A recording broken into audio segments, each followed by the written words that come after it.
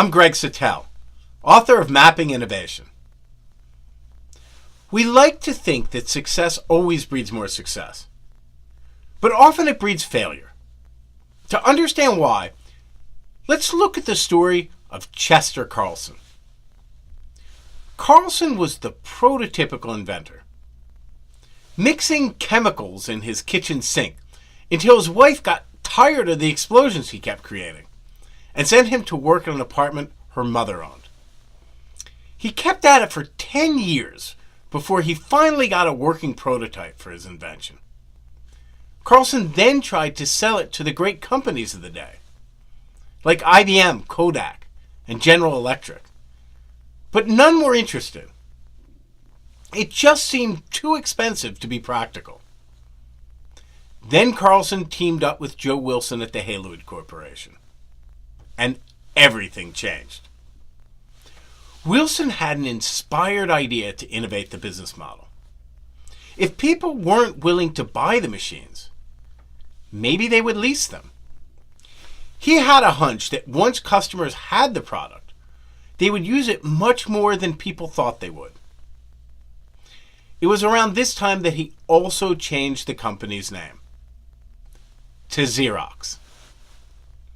As it turned out, Wilson was right. Its copiers would become profitable if customers made more than 2,000 copies a month. But soon they were averaging more than 2,000 copies per day. Xerox was soon growing at an astounding 40% annual rate. That's the type of hockey stick growth we've come to associate with Silicon Valley unicorns. It became an American business icon. By the early 1970s, a new type of disruptive competitor arose. Japanese companies, like Canon and Ricoh, built smaller, less powerful copiers. While they couldn't compete on performance to win Xerox's lucrative corporate accounts, they made great headway with small businesses.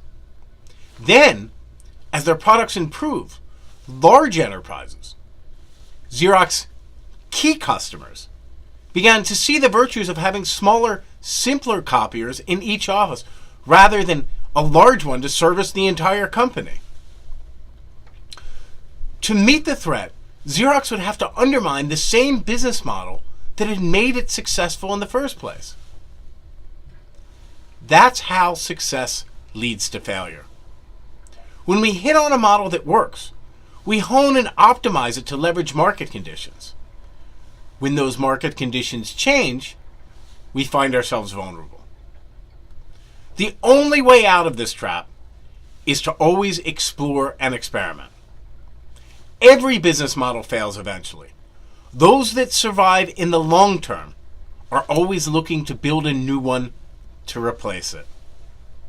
To learn more, check out my blog post, Why Success Often Breeds Failure.